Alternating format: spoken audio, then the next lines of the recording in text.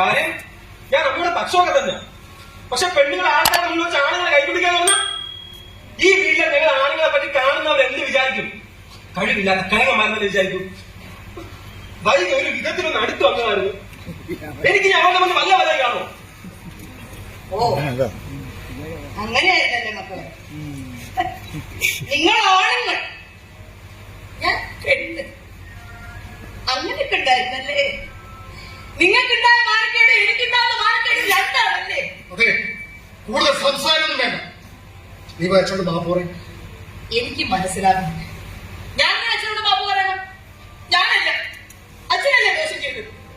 ആൾക്കൂട്ടത്തിൽ വെച്ച് നടിക്കാൻ കഴിയുമെങ്കിൽ അപമാനിച്ചത്. എന്നിട്ട് ഞാൻ ഇതിന് മാപ്പ് പറയുന്നത് സത്യമായിട്ട് അറിഞ്ഞിട്ട് എനിക്ക് മനസ്സിലാകുന്നില്ല.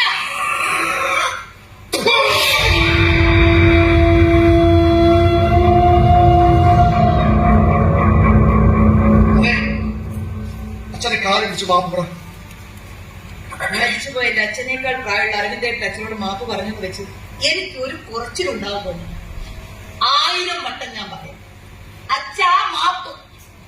ഇനിയെങ്കിലും എന്നോട് പറയാം, എന്തിനാ എന്നെ കൊണ്ട് മാപ്പ് പറയിപ്പിച്ചത്? ആൾക്കൂട്ടത്തിൽ വെച്ച് അച്ഛന്റെ കൈ പിടിച്ച് നീ നാണം കെടുത്തി. അച്ഛനെ തെറി വിളിച്ചിട്ടാ. ആൾക്കൂട്ടത്തിൽ വെച്ച് അച്ഛനോട് ചെയ്യും, തെറ്റില്ല. തല്ല, തെറ്റില്ല. ആ തല്ല് കൊള്ളാതെ ഞാൻ തടഞ്ഞു തന്നിട്ട് ശരി, ആ തെറ്റിന് സോറി അച്ഛാ. നീ വീണ്ടും അച്ഛനെ കൈയാക്കുന്നു. നീ എന്നു മുതലാ ജോലിക്കെന്ന് പറഞ്ഞ് ഈ വീട്ടിൽ നിന്ന് ഇറങ്ങിയത്? അന്ന് മുതലാ നിന്റെ നാവിൽ ഇത്രയും 4 മുഴം നീളം വെച്ചത്. ഈ വീട്ടിലെ കാര്യങ്ങൾ നടക്കുന്നില്ല, നിന്റെ സംസാരം കൂടുകയും ചെയ്തു. അച്ഛനോട് എനിക്ക് പല കാര്യത്തിലും ഒപ്പോസിറ്റുണ്ടെങ്കിലും അച്ഛൻ ഈ പറഞ്ഞത് നേരാ. അമ്മയുടെ സമയത്തിന് ജോലിക്ക് പോയതുപോലെ ഞങ്ങളുടെ കാര്യങ്ങളൊക്കെ കുഴഞ്ഞിരിക്കുക. ഞാനൊരു നിസ്സാര കാര്യം പറയാം. സാധാരണ അമ്മ ആഹാരം ടേബിളിൽ കൊണ്ടുവച്ച് ഞാൻ കഴിച്ചു കഴിഞ്ഞാൽ ആ പാത്രം കൊണ്ടേ കഴുകി. ജോലിക്ക് പോയിട്ട് മേശപ്പുറത്ത് കൊണ്ടുവച്ച് അടച്ചു വെച്ച് ഒറ്റ പോകാം. കഴിച്ചു കഴിഞ്ഞാൽ ആൺകുട്ടി ആയാൽ പാത്രം വരെ കഴിവേണ്ട കഴിയണം. അമ്മയ്ക്കിപ്പോ ഒന്നിനും സമയമില്ല. ഇത്രയും നാള് അമ്മ എങ്ങനെയൊന്നും ആയിരുന്നില്ല. അതേ മക്കളെ, അമ്മ ഇങ്ങനെയൊന്നും ആയിരുന്നില്ല, നിന്റെ അച്ഛനും ഇങ്ങനെയായിരുന്നില്ല. എന്തായാലും വീട്ടിലെ സ്ത്രീയെ നിയന്ത്രിക്കാനായിട്ടാണെങ്കിലും കാരണങ്ങളായി മിണ്ടാതെ നിന്ന് അച്ഛനും പോലും തമ്മിൽ ഒന്നിച്ചല്ലേ.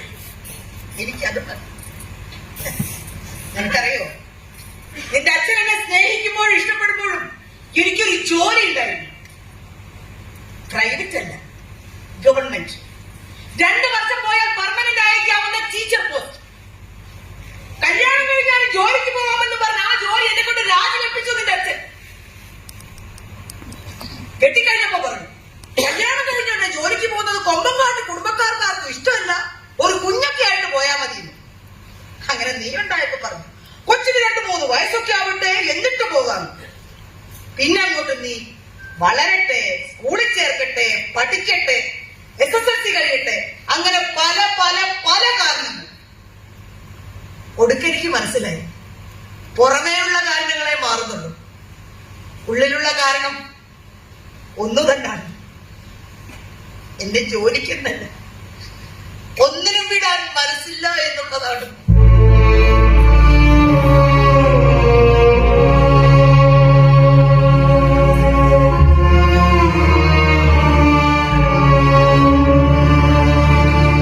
പിന്നെ തിന്നു കഴിഞ്ഞിട്ട് പാത്രം കഴിക്കുന്ന ത്യാഗത്തെ കുറിച്ച് നീ പറഞ്ഞല്ലോ. എടാ, ഉണ്ട പാത്രം ഉടുത്ത തുണിയും കഴിയുന്ന വെച്ച് ഒരാളത്തവും നഷ്ടപ്പെട്ടു പോകില്ല. പറഞ്ഞ ഇനിയുള്ള കാലം ഇവിടെ ഉള്ള പോലിച്ച പോലെ ഇരിക്കും. വീട്ടിലുള്ള ആളുകള് കേട്ടുണ്ടാക്കി പാത്രവും കഴുകി തുണി ഇളക്കി ജീവിച്ചോണം.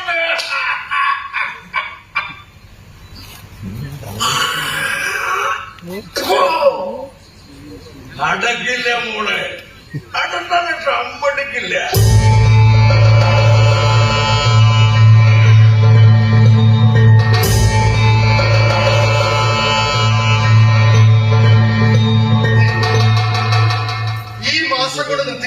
നിന്റെ ജോലിക്ക് പോക്ക്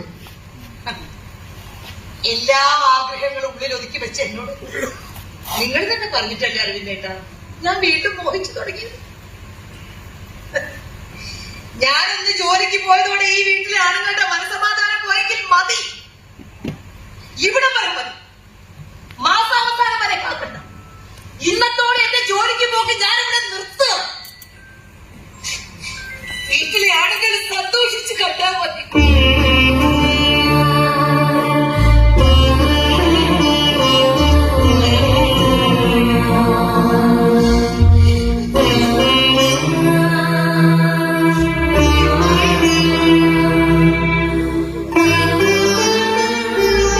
പഴയകാലത്തെ പെൺപിള്ളേരൊക്കെ ഭാഗ്യം ചെയ്തവര്. അവരുടെ വിവാഹവും ദാമ്പത്യമൊക്കെ അവരുടെ വ്യക്തിത്വവും പേഴ്സണൽ ലൈഫും കഴിഞ്ഞേക്കും. ആ വൈകുമ്പോൾ ആത്മാഭിമാനം കാണുമ്പോ ചൂടിപ്പോവാണ് ജോലിക്ക്. ഞങ്ങളുടെ തലമുറയിൽപ്പെട്ട 3/4 പെൺകുട്ടികളും മറുത്തു പറയാൻ ത്രാണിയില്ലാത്ത കഴുതകളായിപ്പോയി. പഠിച്ചിട്ടും കഴിവുണ്ടായിട്ടും അവരവന് വേണ്ടി പോലും ജീവിക്കാൻ കഴിവില്ലാത്ത മാടുപോലെ ഭാരം വലിക്കാനല്ലാതെ മറ്റൊന്നിന് അവകാശമില്ലാത്ത കോവൽ കഴുതകൾ. ഡിപ്രഷൻ, ആൻസൈറ്റി ഡിസോർഡറിനിടയിൽ നിൽക്കുന്നതിലൂടെ കാര്യം പലതവണ വിസിൽ കേട്ടിട്ടും തീ അണയ്ക്കാത്ത പ്രഷർ കുക്കർ പോലെ ഏത് നിമിഷവും പൊട്ടിത്തെറിക്കാൻ പാകമുള്ള മനസ്സുമായിരുന്നു.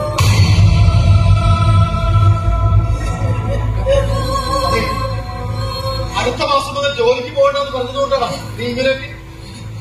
നിനക്ക് നിർബന്ധമായി വേണ്ട. അടുത്ത മാസം അടുത്ത ദിവസം മുതൽ ഞാൻ പോകുന്നില്ല. ഞാൻ ഉറപ്പിച്ചു. എന്റെ ജോലിസ്ഥലം വെളുപ്പാങ്കാലത്ത് ഗ്യാസ് സ്റ്റവിൽ തുടങ്ങി പാതിരാത്രിക്ക് കിച്ചൺ സിങ്കിൽ അവസാനിക്കുന്ന ഒരു സർക്കിളിലാണ്. ശബ്ദം ഉയർത്തി സംസാരിച്ചു പോയതിന് അച്ഛനെ അഴുതിട്ട് പോലും എന്നോട് ക്ഷമിക്കും.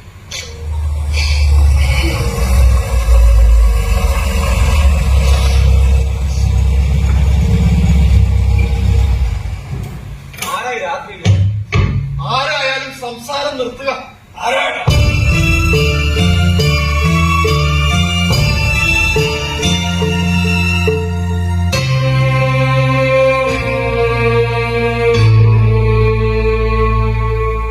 സോറി, 2 കാര്യങ്ങൾ പറയാനാണ്. ഹൗസ് വാമിംഗ് ഫംഗ്ഷൻ ഒരു ദിവസം അവസാനിപ്പിച്ച് ഓടി വന്നു.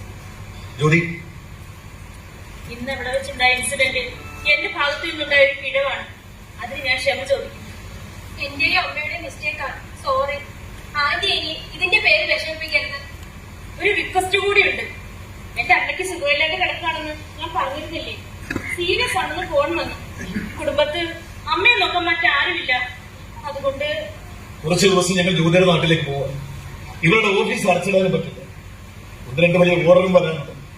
ഏരിയയിൽ ഒരാഴ്ച അതുവരെ നീ ഓഫീസ് ഒറ്റയ്ക്കൊന്ന് ഹാൻഡിൽ ചെയ്യും. അഡ്വാൻസ് ആയിട്ട് ഒരു 6-7 ലക്ഷം രൂപ ബൈക്ക് ക്യാഷ് ആയിട്ട് വരാനുണ്ട്. വിശ്വസിച്ച ഒരാളെ പെട്ടെന്ന് ഏൽപ്പിക്കാൻ പേര് ഒട്ടില്ലതാണ്. അതുകൊണ്ടാണ്.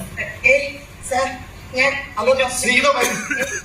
പക്ഷേ നെക്സ്റ്റ് മന്ത് മുതൽ ഇവിടെ ഉണ്ടാവില്ല. ജോലി പോയിട്ട് വരുന്നവരെ ഇവിടെ ഉണ്ടാവും.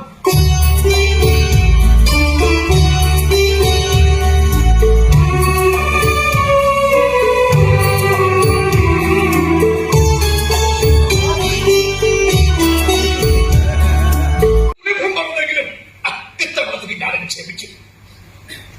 3 നേരം വെള്ളം നക്കി കിടക്കണമെങ്കിൽ കെട്ടിയോ പറഞ്ഞിട്ട് അടുത്തത് ജീവിക്കാൻ നോക്കണം. കൂടിയാക്കാം.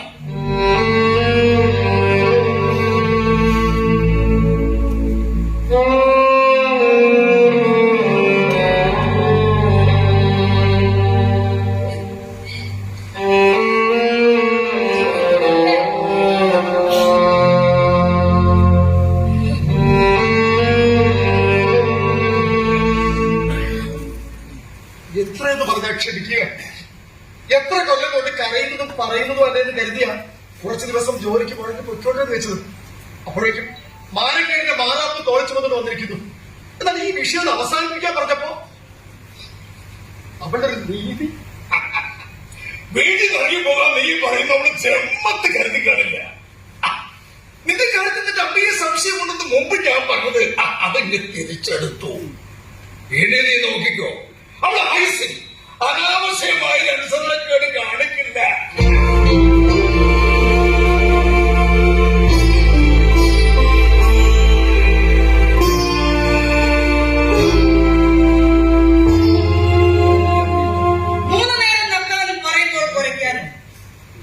ഞാൻ കൂട്ടിൽ കിടക്കുന്ന പട്ടിയല്ല. നിങ്ങളുടെ ഭാഷയിൽ കൊടിച്ച് എനിക്ക് എന്റെ പാലും എന്നോട് തന്നെ തെളിയിക്കണം. എന്റെ സർട്ടിഫിക്കറ്റ് ഉണ്ട്.